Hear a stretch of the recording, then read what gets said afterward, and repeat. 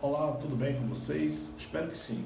Gente, no nosso encontro de hoje, nós vamos tentar fazer uma revisão utilizando o estudo de caso, tá? Tanto os estudos de casos que a gente já trabalhou em sala de aula, como também aqueles estudos de casos que a gente disponibilizou aqui na plataforma, tá certo? O primeiro é esse aqui, ó, de Anauraldo Campelo, né? Lembram dele? Que trabalhou como auxiliar de serviços gerais para a empresa AJR Serviço de Limpeza Urbana e que o pacto laboral correspondeu do dia 1º de março de 2018 a 29 de fevereiro de 2019. O mesmo trabalhava limpando, varrendo rua, fazendo capinação e capinação de praça, meio-fio, coleta de lixo doméstico, hospitalares, tá? Eu chamo a atenção de vocês aí para essa coleta de lixo hospitalares, depois eu falo o porquê.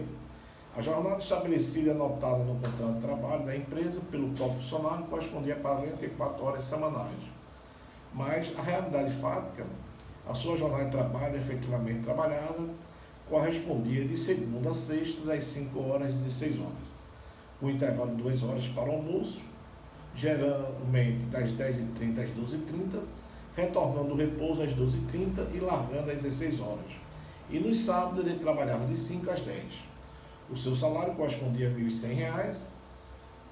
E a primeira questão, o valor do salário mínimo, como informação, né? O salário mínimo hoje equivale a R$ 1.000,45.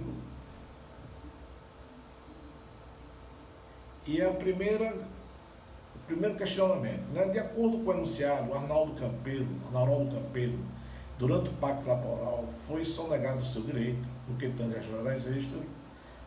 E estou querendo saber, né? O avaliador está querendo saber quantas horas extras semanais Arnaldo Campelo realizava e quanto ele deixou de receber em pecúnia no final do mês a título de horas extras. Primeiro comentário que eu faço a vocês é no que diz respeito, olha, quando a gente fala a jornada estabelecida, tá? E a jornada de fato, significa dizer que a jornada estabelecida é aquela que a empresa estabelece e a de fato é aquela que realmente o trabalhador realizou, tá? Quando isso acontece e é levado para juízo e o juiz vai analisar, vai prevalecer o quê? A prova documental, que é a folha de ponto, ou a testemunha da parte autora? Faço essa pergunta para vocês, tá? Depois eu respondo. Apresente o demonstrativo do cálculo. Vamos lá para a resolução. As horas extras, elas são calculadas sobre o valor da remuneração. Quando a gente fala que ela é calculada sobre o valor da remuneração, precisamos saber o que é remuneração. Tá? Remuneração é o salário fixo mais os adicionais. Então, se eu vou calcular as horas extras e sei que as horas extras têm que ser calculadas sobre a remuneração e o enunciado, ela faz uma referência ao que o empregado ele trabalhava fazendo coleta, né, de lixo, inclusive lixo hospitalar. Quem trabalha com lixo hospitalar, o adicional de insalubridade é 40%, tá certo? Então, o adicional de insalubridade é 40%, ele incide sobre o salário mínimo. Foi por isso que o avaliador aqui, ele informou para vocês, tá certo? O valor do salário mínimo, tá bom? Então, as horas extras são calculadas sobre o valor da remuneração. Então, embora o trabalhador que trabalha em condições salubres esteja impedido de fazer as horas extras, mas isso não significa dizer que a empresa ela vai se isentar dessa obrigação de pagar as horas extras. Tá? Se o trabalhador fez, ele vai ter que receber essas horas extras. Então, a empresa vai ser penalizada, né, possivelmente, primeiro, pagar as horas extras do trabalhador e depois ser penalizado por descumprir uma norma trabalhista, tá? No que diz respeito à norma de segurança do trabalho, tá? Que é colocar o trabalhador em jornada além da normal, né, fazendo horas extras e estando mesmo trabalhando em condições de saúde. O cálculo das horas extras incidirá, no caso em tela, o adicional de salubridade. Então, primeiro, para a gente encontrar o valor das horas extras, tá, a gente vai ter que encontrar o quanto vai incidir esse adicional de insalubridade na sua remuneração. Então, o adicional de insalubridade é calculado sobre o salário mínimo. Então, vejamos então a resolução. Primeiramente, vamos calcular o valor do adicional de insalubridade, que incide sobre o salário mínimo, antecipando a terceira questão. 1.045 é o valor do salário mínimo atual, tá? Vezes 40%, que é o grau, né, do adicional de insalubridade, dá o máximo, tá certo? E chegaremos a um valor equivalente ao adicional de insalubridade, R$ 418. R$ 1.100, que era o salário dele, mais R$ 418, vai equivaler ao valor da remuneração, tá? Que é 1.518. 1.518, eu já tenho o valor da remuneração, quero saber o valor de uma hora normal. O que é que nós fazemos? Já que a jornada dele estabelecida de 44 horas, então, por mês corresponde a 220, nós vamos dividir o valor da remuneração por 220 horas e vamos encontrar o valor de uma hora normal, que no caso em tela corresponde a R$ 6,90. R$ 6,90 é o valor de uma hora normal. Eu quero saber o valor de uma hora extra. Eu não falo em convenção, eu não falo em dissídio no enunciado, então sabemos que o adicional de hora extra corresponde, no caso em tela, a 50%.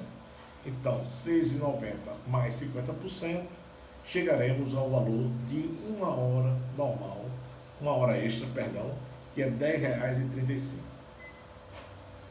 Encontrando o valor da hora extra, tá? Vejando o quantitativo de horas realizadas na semana. De segunda a sexta, o mesmo trabalhava das 5 às 16, com um intervalo de 2 horas para a refeição, que equivale a 11 horas. Vamos deduzir as 2 horas da refeição. Então, de segunda a sexta, ele trabalhava, né, 9 horas, tá? Vezes 5, que é a quantidade de dias de segunda a sexta, e vamos chegar às 45 horas. E no sábado ele trabalhava de 5 às 10. Então vamos acrescentar mais 5 horas na semana, ele trabalhava 50 horas. Sabemos que a jornada permitida dele, né, seria de 44 horas. Então 45 horas mais 5 corresponde a 50. Se é permitida 44 horas, ele estava fazendo semanalmente 6 horas extras. 6 horas extras. O mês comercial tem 5 semanas. Então, se eu quero saber o quantitativo de horas por mês, nós vamos multiplicar a quantidade de horas extraordinária que ele fazia por semana por 5, que é a quantidade de semana no mês. Então, por mês, ele fazia, né, realizava 30 horas extras por mês, mensalmente. Se eu tenho um valor de uma hora extra que corresponde a 10,35, tá? Vezes 30, que é a quantidade de horas extras que ele fazia no mês, chegaremos ao valor de 310,50. Isso foi o que ele deixou de receber por mês, tá? No que equivale às horas extras. Resposta: deixou de receber em pecúnia no final do mês, a título de horas extras, a quantia de R$ 310,50. Tá? O segundo, com relação às férias. Quanto a Noraldo Campelo adquiriu o direito às férias e até quando a empresa poderia conceder? Análise da questão. O direito às férias, eles são adquiridos a cada 12 meses. E as férias encontram-se vencidas após 11 meses e 29 dias em que o empregado adquire o direito. Então, o direito ele se adquire com 12 meses, que é o que a gente chama de direito aquisitivo, e o direito concessivo corresponde, após ele adquirir o direito aquisitivo, a empresa ainda tem 11 meses e 29 dias para conceder as férias ao seu funcionário. Tá? Só daí então que as férias estão vencidas. Respondendo à questão, ele adquiriu o direito às férias no dia 1º de março de 2019 e a mesma ficou vencida a partir do dia 29 de fevereiro de 2020. Então a empresa tinha até o dia 29 de fevereiro de 2020 para conceder as férias. Em 1 de março de 2019 ele adquiriu o direito. E a empresa poderia ter dado essas férias ao funcionário até o dia 29 de fevereiro de 2020. A terceira questão, que nós já antecipamos quando fomos resolver, ou quando nós fomos calcular as horas extras. Considerando o grau máximo de insalubridade de acordo com o enunciado, quanto seria que a honorário do campeiro receberia no final do mês a título de adicional de insalubridade? Fácil. O valor do piso salarial da categoria é 1.100. O valor do salário mínimo é 1.045. O adicional de insalubridade, ele não incide sobre o valor do piso, ele incide sobre o salário mínimo. Então, apresentando o demonstrativo do cálculo, o adicional de insalubridade e calculando sobre o salário mínimo 1.045, tá? Nós vamos encontrar que o valor a título de insalubridade 1.045, o valor do salário mínimo vezes 40%, que é o adicional de insalubridade, vamos encontrar a quantia de 1.418. Quantia essa, esse cálculo já feito quando a gente foi calcular as horas extras. Respondendo a questão, receberia no final do mês, a título de adicional de insalubridade, a quantia de R$ 418. Quarta questão, uma empregada que no curso do seu contrato de trabalho confirma o estado de gestação, pode ter no seu contrato reincidido desde que esteja no período de experiência? Não pode, tá? Pode ter o seu contrato reincidido desde que esteja no período de experiência? Olha,